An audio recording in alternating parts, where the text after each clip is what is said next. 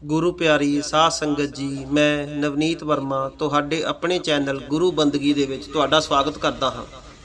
संगत जी, अगर तुसी बाबा जी दीयां साखियां सुनना पसंद करते हो तो साडे चैनल नूं सबसक्राइब करके सानू अपना प्यार दिओ जी। संगत जी, अज दी जो साखी है ये गुरु गोबिंद सिंह महाराज जी दे समय दी साखी है। अज दी साखी दे विच सानू ये पता लगेगा कि गुरु किवें लेखां दे विच लिखिया होया भी बदल दिंदे ने। साखी बड़ी खूबसूरत है, इसलिए पूरी सुनन की कृपालता करना जी। संगत जी, एक दिन गुरु गोबिंद सिंह महाराज सत्संग फरमा रहे सन।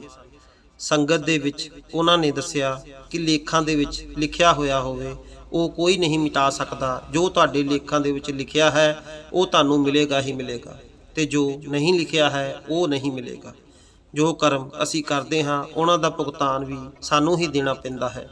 गुरु गोबिंद सिंह महाराज जी सत्संग तो बाद लोकां दीयां अर्जां भी सुनिया करते सी। जिवें कि अगर किसी का कोई सवाल होवे, किसी ने कुछ पुछना होवे, और अगर जे कोई किसी नूं कोई तंगी है, पैसे धेले की लोड़ है तो लै सकता है। संगत दे विचों एक गरीब आदमी उठ के गुरु साहब दे कोल आया ते रो के अर्ज करता है कि सच्चे पातशाह, मैं गरीब इंसान हाँ, मेरे ते बस इन्नी दया कर दिओ कि मैनू अपनी जिंदगी दे विच किसी दे अगे हथ ना फैलाने पैण। मेरी होर कोई बेनती नहीं है, बस इन्नी दया कर दो कि मैनू किसी दे अगे हथ ना अड्डने पैण। गुरु साहब उस दिन मौज दे विच सन।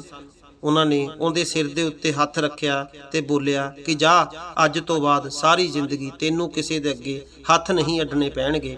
तेरे घर कोई भी अगर आएगा, चाहे वो कोई संत महात्मा होवे या रिश्तेदार, कोई भी भुखा नहीं जाएगा ते तेनू सारी उम्र किसी चीज़ की कोई कमी नहीं रहेगी। वो गरीब इंसान बड़ा खुश होया ते गुरु गोबिंद सिंह महाराज जी का शुक्रिया अदा करके उत्थों चला गया। संगत दे विच एक फकीर शाह नाम का व्यक्ति भी बैठा सी। उस दे मन दे विच एक सवाल चलदा पिया सी। हुण गुरु गोबिंद सिंह महाराज जी तां जानी जान सी। उन्हां ने उस फकीर शाह नूं कहा कि शाह जी, की गल है, कुछ पुछना चाहते हो? शाह जी दोनों हथ जोड़ के गुरु साहब दे अगे पेश हो गए। गुरु साहब ने कहा कि मंग लै जो कुछ भी मंगना है, अगर कोई मन दे विच दुविधा है तो पुछ लै। शाह जी हथ जोड़ के कहंदे ने कि सच्चे पातशाह, आप जी की किरपा दे नाल मैनू किसी चीज़ की कमी नहीं है, पर मेरे मन दे विच एक संदेह है, अगर तुसी आग्ञा देवो तो पुछ लवां। गुरु साहब ने कहा क्यों नहीं, पुछ लै जो पुछना है। शाह जी कहंदे ने कि सच्चे पातशाह, हुणी तुसी सत्संग च फरमाया है कि जो किस्मत दे विच लिखिया होवे उही मिलदा है, ना घट मिल सकता है तो ना वध। अपने कर्मां दा फल हरेक इंसान नूं आप ही भोगना पैंदा है। फिर ये गरीब आदमी की किस्मत दा लिखिया होया तुसी किवें बदल दिता, किवें तुसी इस नूं गरीब तो अमीर बना दिता। गुरु साहब मुस्कुराए और अपने सेवक नूं बुलाया। सेवक नूं कहा कि जाओ एक सफ़ेद कागज लैके आओ ते नाल मोहर भी चुक लियाओ। सेवक ने गुरु साहब नूं एक सफ़ेद कागज लिया के दिता ते एक मोहर ते नाल शाही दे दिती। गुरु गोबिंद सिंह महाराज जी ने मोहर चुक के शाह जी नूं दिखाई और पूछया कि अक्षर उल्टे ने या सीधे? शाह जी मोहर देख के कहंदे ने कि सच्चे पातशाह, अक्षर उल्टे ने। फिर गुरु गोबिंद सिंह महाराज जी ने उस मोहर नूं शाही दे विच डबोया ते फिर कागज़ दे उत्ते लगाई ते फिर पूछया हुण दस अक्षर उल्टे ने या सीधे? शाह जी कहंदे ने कि हुण अक्षर सीधे हो गए ने। गुरु गोबिंद सिंह महाराज जी ने कहा कि समझ लगी कि मैं तेनू की समझाना चाहता सी। शाह जी ने हथ जोड़ के बेनती की कि गुरु साहब, असी की जान सकते हाँ, तुसी आप ही समझा दिओ। गुरु साहब ने शाह जी नूं कहा कि जिद्दां मोहर दे अक्षर उल्टे सन, पर शाही लगा के जद कागज़ ते मोहर लगी ते उस दे अक्षर सीधे हो गए।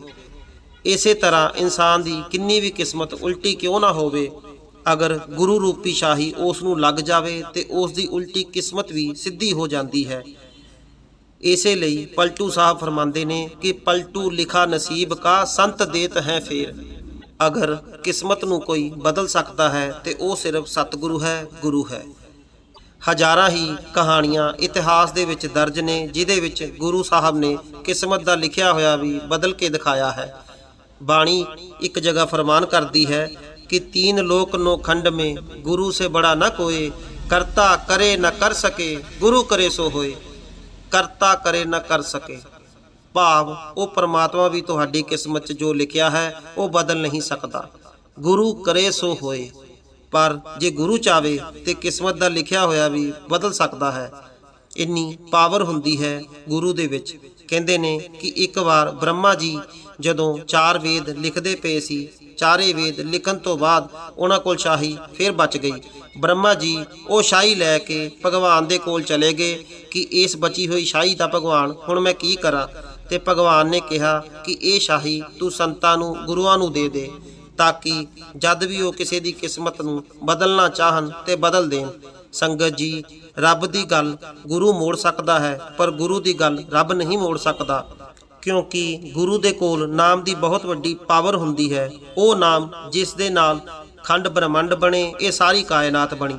ਸੋ ਸਾਨੂੰ ਪਰਮਾਤਮਾ ਦਾ ਸ਼ੁਕਰ ਕਰਨਾ ਚਾਹੀਦਾ ਹੈ ਜੋ ਸਾਨੂੰ ਪੂਰਾ ਗੁਰੂ ਮਿਲਿਆ। ਨਹੀਂ ਤਾਂ ਅਸੀਂ ਦੇਖਦੇ ਹੀ ਹਾਂ ਕਿ ਕਿੰਨੀ ਦੁਨੀਆ ਭਟਕਦੀ ਫਿਰ ਰਹੀ ਹੈ। ਅਸੀਂ ਭਾਗਾ ਵਾਲੇ ਲੋਕ ਹਾਂ ਜੋ ਸਾਨੂੰ ਪੂਰਾ ਗੁਰੂ ਮਿਲਿਆ। ਇਸ ਲਈ ਸਾਡਾ ਫਰਜ਼ ਬਣਦਾ ਹੈ ਕਿ ਵੱਧ ਤੋਂ ਵੱਧ ਸਮਾਂ ਅਸੀਂ ਭਜਨ ਸਿਮਰਨ ਨੂੰ ਦਈਏ, ਤਾਂ ਕਿ ਅਸੀਂ ਆਪਣੇ ਸਤਿਗੁਰ ਦੀਆਂ, ਬਾਬਾ ਜੀ ਦੀਆਂ ਖੁਸ਼ੀਆਂ ਹਾਸਲ ਕਰ ਸਕੀਏ। ਸੋ ਸਾਧ ਸੰਗਤ ਜੀ, ਹੁਣ ਅਸੀਂ ਤੁਹਾਡੇ ਤੋਂ ਇਜਾਜ਼ਤ ਚਾਹੁੰਦੇ ਹਾਂ। ਅਗਰ ਤੁਸੀਂ ਹਜੇ ਤੱਕ ਸਾਡੇ ਚੈਨਲ ਨੂੰ ਸਬਸਕ੍ਰਾਈਬ ਨਹੀਂ ਕੀਤਾ ਤੇ ਸਾਡੇ ਚੈਨਲ ਨੂੰ ਸਬਸਕ੍ਰਾਈਬ ਕਰਕੇ ਸਾਨੂੰ ਆਪਣਾ ਪਿਆਰ ਦਿਓ। ਫਿਰ ਮਿਲਾਂਗੇ ਇੱਕ ਨਵੀਂ ਸਾਖੀ ਦੇ ਨਾਲ।